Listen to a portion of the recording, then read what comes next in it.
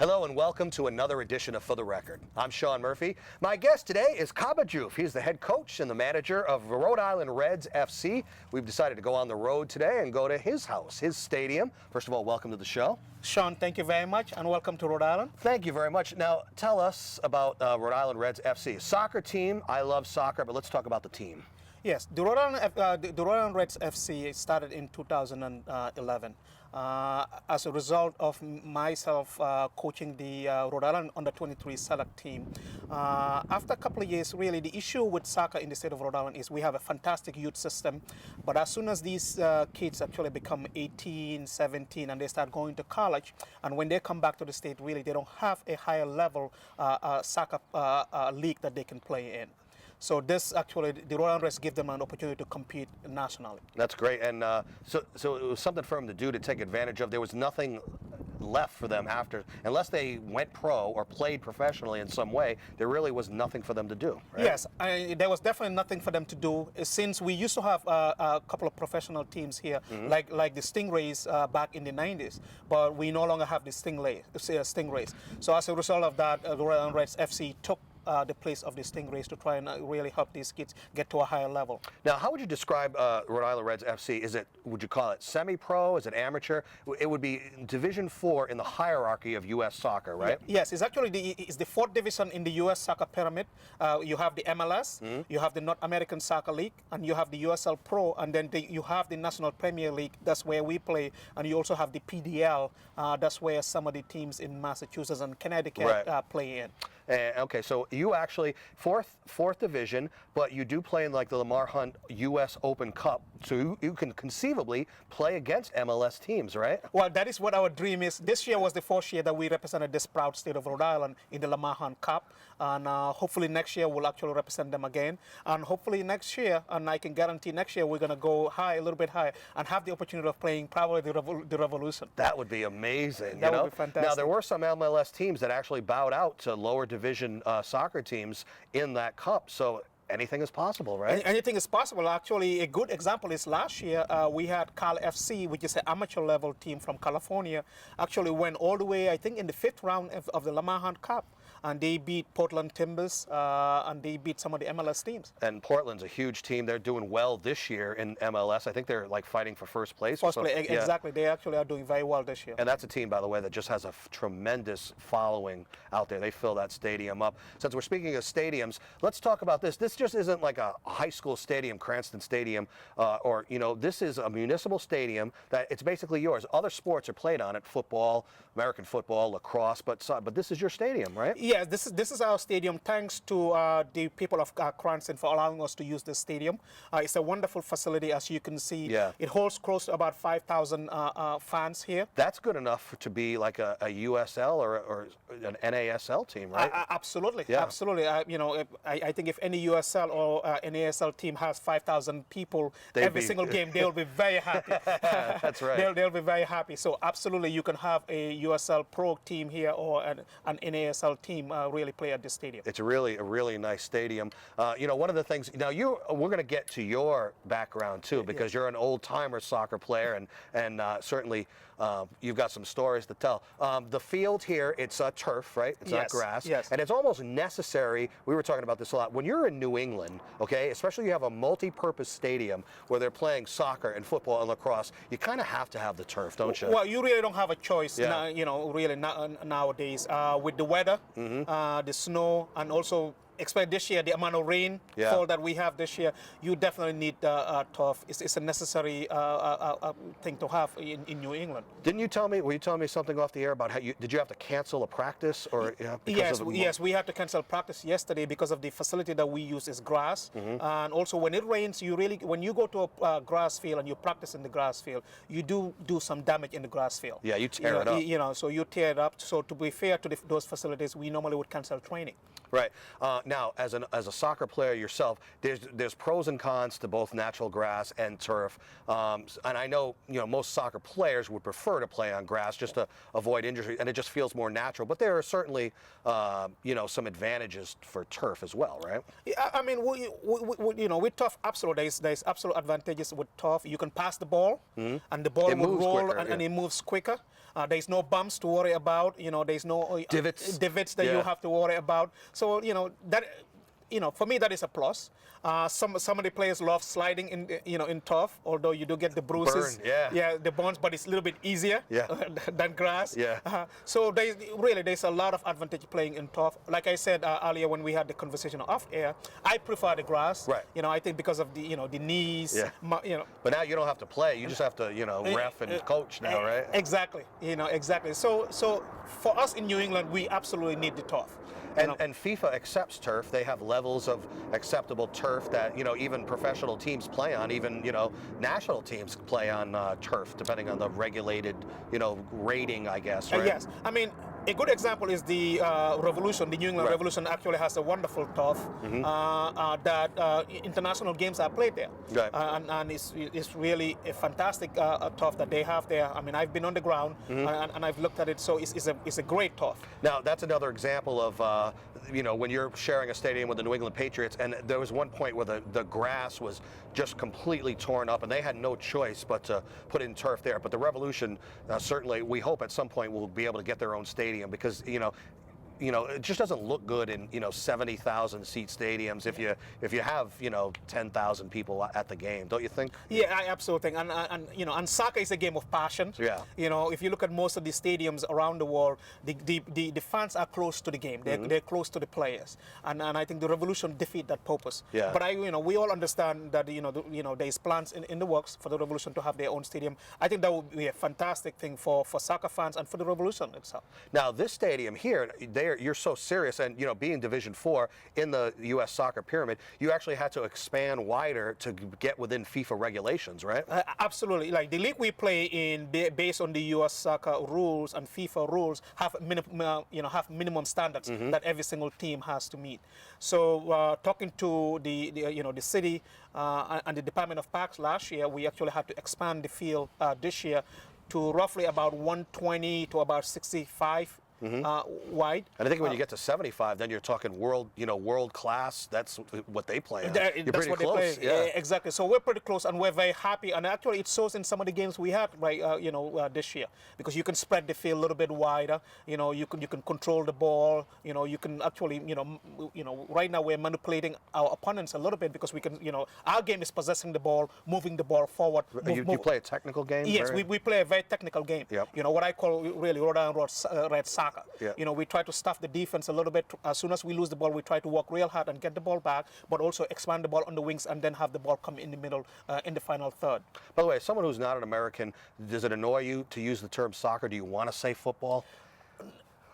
I've been in the U.S. now for over 20-some odd years. You're used to it. So I'm used to it. Right. I think either way is really good. I mean, when I'm overseas and I go back home, I try not to use the word soccer. Because they get mad at you. Because they get mad at me. Yeah. And sometimes they don't know what I'm talking about. What is that? Yeah. But I think either soccer or football is fine. I think now most people internationally actually understand what soccer is. Yeah, and we're not the only country that says soccer. I think some other countries actually do say soccer, right? I think probably also Australia says soccer. Yes, yeah. because they do have their own Australian football. Yeah. Soccer is closer to the term football than American football is, but whatever. Exactly. Now, as an old-time soccer player, the reality of a place like a Division 4 soccer team is, first of all, you have a great field and a great stadium, but because it's a municipal stadium, it is going to have other teams that are going to play on it in other sports. So it's probably a little annoying, but it's just something that you have to live with, to have like the football gridiron marks on it, lacrosse lines on it. I know you would prefer it to just be soccer, but you have to live with it, I guess, right? Yes, you have to live with it. And, we all love sports. I mean, Soccer is my #1 sport, but I'm a big track and field fan. I really love American football. So we're happy to share the stadium. As long as we have a facility like this, that's a great facility, and we're able to do multiple sports. Really, get people active. Right. That's the whole idea. If you love sports in general, it's all about getting people active. At least giving the kids opportunity to play any sports. And financially, it only makes sense to be able to utilize a field for as many games, even if they're different sports, as you possibly can, right? It makes perfect sense. Yeah. I think it makes perfect sense for the community. It makes perfect sense for sports in general, because we really do have some kids that play lacrosse, also play soccer. Right. So really having the same facility in the same area, I think it's wonderful for the town and it's wonderful for the state. We were talking off the air about, if you're willing to spend the money, and apparently they are up at Gillette Stadium, they did erase the gridiron line so that it's just soccer. But that's on TV all the time, so I guess it's almost necessary, right? Well, and I think in the future with turf fields, all around the country, I think you will see that. Right. Right now I'm pretty sure it's with the price of doing that. The Revolution, they're a professional team, so they do have the finances to be able to do that. But as time go on, I think you'll see most of the local towns really, getting those type of turfs, whereby they'll be able to erase these football fields and have the soccer, and after the soccer game, put those lines back on. Now, you had mentioned you're a big track and field fan yourself. Now, Cranston Stadium at one point, because you can look at the stadium here and see that apparently there was a track at one point. Now, was it because of the soccer needing to expand that they took away the track? I'm not really sure what is the history behind it, but I know some of the other high schools, I think it's Cranston, Cranston West or East, they do have a track and field facility for the high school. Okay. So I'm assuming that's the reason why they just, really got rid of the track field and actually just made it a lacrosse, football, and soccer field. Let's talk about the league that the Rhode Island Reds FC are in, and some of the other teams in the area around. Talk about the league in general. Yes, the league is called the National Premier League. Okay. The league was started in, if I'm not mistaken, I think it's 2002. Then it was basically made a national league in 2006. There's about 66 to about 67 teams throughout the country, from the Midwest, Southeast, the South, all the way to the Northeast. In our region here, we have the division that's called the Atlantic Division, where you have the Rhode Island Reds, you have the New York Red Bulls, they're under 23 team. You have the Brooklyn Italians, which is one of the oldest soccer teams around. You also have the New York Athletic Club, which is one of the oldest sports club around in this country. You have a lot of New York teams. Yes, so we have a lot of New York teams. We also do have Seacoast out of New Hampshire, and also Seacoast out of Maine. Last year, we also had Mass United as part of our league. It is a wonderful, for me, it has been a wonderful experience, really. You don't only get a regional league, you also get a national league. Yeah. And the way the league runs is there is 2 divisions in the Northeast, which is the Atlantic and also the Keystone. The Keystone starts from New Jersey all the way down to Pennsylvania. Okay. We have all the way down to, I think it's Binghamton, Pennsylvania. And what happened is the top 2 teams from each group in our division goes to the regional playoff. Okay. And then the top team would go to the to the national cup. Gotcha. Okay, so you get out of the region first, and then you go play nationally for like the championship. For the championship. And to be honest with you, our region has been the strongest region in this league for a while. Last year, actually, the team that actually won the whole league was FC Sonic out of Pennsylvania. They were actually ranked the #1 amateur team in the whole country. How did you fare against them? We actually haven't played with them because we're in it. Because we're in 2 different. They're in the Keystone division. We're in the Atlantic division. Gotcha. But we actually, did very well with some of the teams that we've played in our division. Especially this year, we lost to the Red Bulls 2-0. That's a lot of power behind them, yes, the Red Bulls, when you have that. Yes, exactly. It's a lot of power. We give them a lot of respect, but I think this year we've actually performed very well, and I'm happy with the performance that we gave when they came to Rhode Island. We actually will be playing them in June, the first week of July. We're actually going to their home field and actually play them. Brooklyn Italian has always been a top team. Yep. They're actually one of the amateur teams that have won the U.S. Lamahan Cup. Wow, that's impressive. Back in the day. Yeah. So we've always had a fantastic competition with them. We actually just came from the north. We've played Seacoast, Maine, and New Hampshire. And what I like about the structure we have, you go there, you see local players playing in those teams. When you play a season in your league, do you play friendlies as well, or Yes, we do play preseason games. preseason friendlies? Preseason games. And you pick who you play against, right? Or you try to? Yes, we try to basically reach out to people around the area to reduce the expenses of traveling. Yeah. And really try to Because play with it's them. got to be someplace where you can drive to, right? Where we can drive to, exactly, and play with them. We've actually played with the New England Force, which is a team based out of Hartford, Connecticut. Okay, I was trying to get you to go to Connecticut and play. We were talking about the Connecticut, was it Azul team or that's yes, okay. and also we were supposed to play, I think it's Newtown. Okay, yeah, Newtown. Yep. Newtown FC, and hopefully, really, this next year we'll be able to really have a friendly with them, because I think that would be fantastic for New England. Are friendlies helpful? Is it your guys that you know are going to start that are going to be out there for the friendlies? Are you feeling out the whole team to know, is that really a training ground right before the season starts? What I would not even call it friendly. I'll call it a preseason game. Okay, yeah. So for us, it's just a warm up before the season, and it really, there's two things that we try to look at. We, number one, try to look at any systems, any things that we need to work on, and number two, there's some players that we need to take a look at in a real game that have just come to the team that are new. So we try to look at both sides, both tactically and also look at some players. So it's, for me, I think it's a necessary thing. You really need to have preseason games before your season starts. Now and even the MLS teams, they have a few preseason games before they start their regular season too. So everybody's working out the bugs. Absolutely.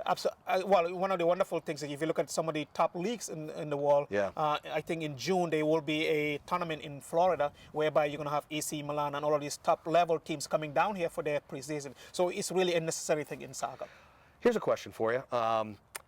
What are your thoughts on the American soccer leagues in general playing a summer schedule? And I know that the FIFA people get annoyed at that. They want this country to be on their schedule, the way that all the European leagues are. But I guess it makes sense for transfers and things like that. But being in this country, especially the Northerns, does it make sense? And you're only competing against baseball, by the way, and not the NFL and the NHL and the NBA. So does it make sense? Well, I mean, I think it makes sense looking at it globally, because soccer is a global sport. But at the same time, too, I think we have to look at it too. Does it make sense in the U.S.? Right. Because of the weather conditions and different regions having different weathers, does it really make sense? As it is, you got to have a lot of the northern teams with turf instead of grass because of the weather. Yep. And do you want to sit there during freezing cold and snow and everything when you can just be sitting out at a stadium on a gorgeous summer day? And to be honest with you, playing soccer when it's really below freezing, it's not fun. It's really not fun. That's not what the game was meant to. And I think FIFA tried to make sure there's uniformity around the world. Right. But it's going to be impossible. I mean, I know right now they're having issues, especially some of the professional teams in Europe with the African Cup of Nations, right, which actually interferes with their leagues, right, because some of their good players would actually go play in their league. But at the same time, too, that's right, Africa has to do what's best for Africa. That's right. And I think the U.S. has to do what's best for the U.S. and the European teams have to do what's best for you. I've heard some European head coaches complain that when players go on loan to like an MLS team, that's the time that they say that their players should be resting because their season isn't going on. Yep. So instead of resting, they're playing in another league, in this league, and it's a fairly high-level league. Yeah, it's a very high-level league. I mean, the Bundesliga has a system whereby they actually divide their league, their season into two. Mexico does too, don't they? Yes, Mexico does too. So, is that what the solution is? I'm really, I don't know the answer to that. But I think the way the leagues are right now, for me as a soccer fan and as a soccer enthusiast, I think it's working very, I think it's working very well. I have so many questions to ask you. Since you are a soccer guy, your thoughts on promotion and relegation? Will we ever see that in the U.S.? Well, I hope so. Yeah. I mean, I am maybe one of the few people in the U.S. that is for that, but I absolutely think it's the right thing and it's the right formula. I think it would give opportunity for a state like Rhode Island to be involved in what I will call a league that is run nationally. Right. And at least give some of these people the opportunity to be seen by MLS players. Mm-hmm. If you go to Europe, I mean, I like the British system. I mean, there is so many leagues. There's 4 leagues, and they're very competitive leagues, and people come out and watch these games. And I think you and I have this conversation earlier. Youth soccer is the biggest sports organization in the country. In this country, soccer, kids love playing soccer even more than Little League and baseball. But it's just that when you get up to the professional level, it falls off because I think that, you know, the notoriety and the money isn't there the way that the big four sports are in this country. Well, and I also think too the opportunity for most of these kids to say, okay, well, I have the ability to go to the MLS Right. from college. Right. You know, you have the college draft, which is very good. There's some excellent players in the college system. But what happened to the kids that really could not have the opportunity to go to college? Yeah. But they're still good players. Right. What do we do? You know, what do we do with these people? You know, and I think that's the gap that I think the National Premier League and teams like the Rhode Island Reds would feel. You know, most of my players are actually college players. Right. But I also do have players that play in the amateur leagues that I go around the state and around the southern New England area, and I watch some of these games and I recruit players from those leagues. Do you have people scouting your games with your players too?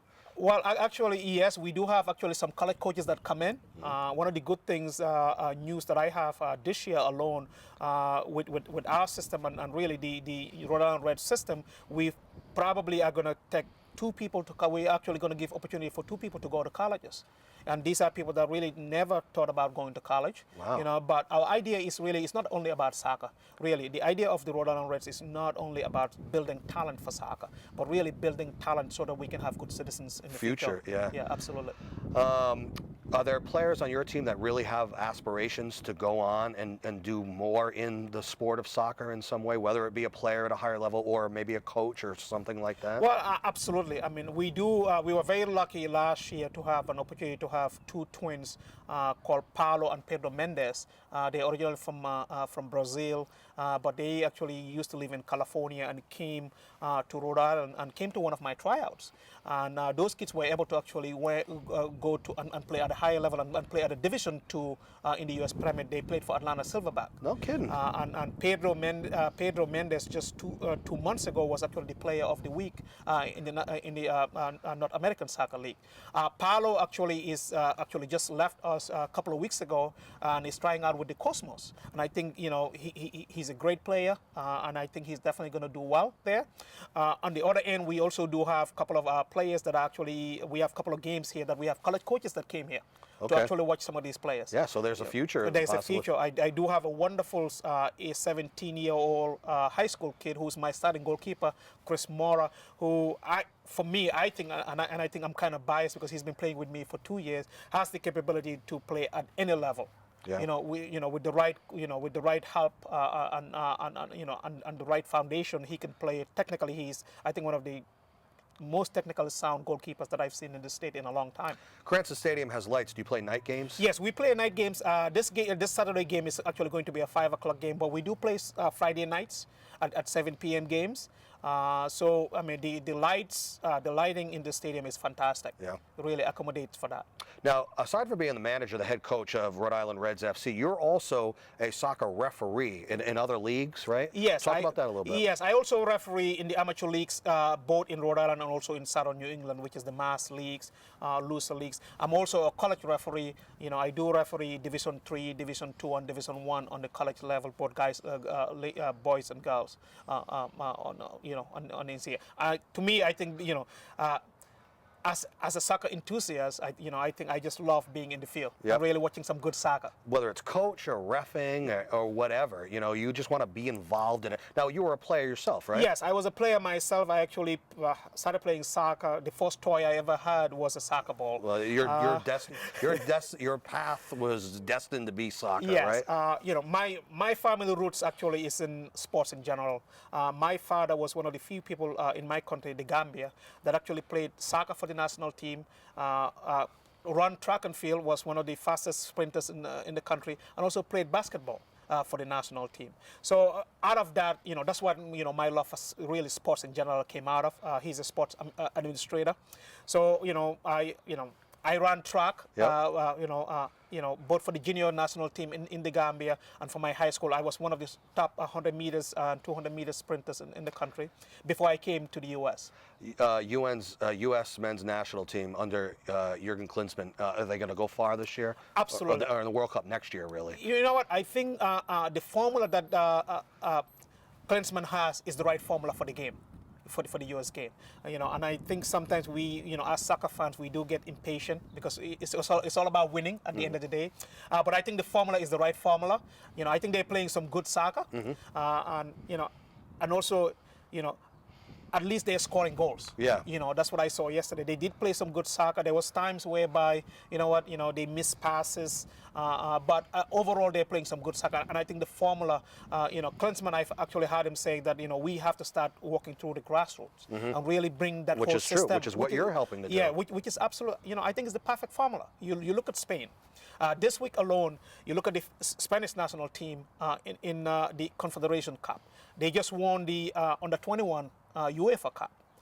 And the same team that's playing the senior team is the same team a couple of years ago that won the UEFA U21. And I think it's all built in the local leagues. We are out of time, Yep. so I have to stop you there. But man, I could just talk all day about soccer with you. Go come out and see a Rhode Island Reds FC soccer game. You won't be disappointed. Website, you can go check them out. We'll put the graphic up on the screen. Kaba Juf, the head coach, manager of Rhode Island Reds FC. Pleasure having you on the show today. Thank you so much. Thank you very much, Sean. And also, before we end, I just want to thank the people of Rhode Island for supporting the team. And also, thank you very much for coming to Rhode Island. And I also want to thank Deborah for really initiating this, this interview. So someone from my staff gets a mention on the air. All right. You can watch this show and many others on our YouTube channel. In the meantime, I'm Sean Murphy. This is For the Record. We will see you next time. Take care.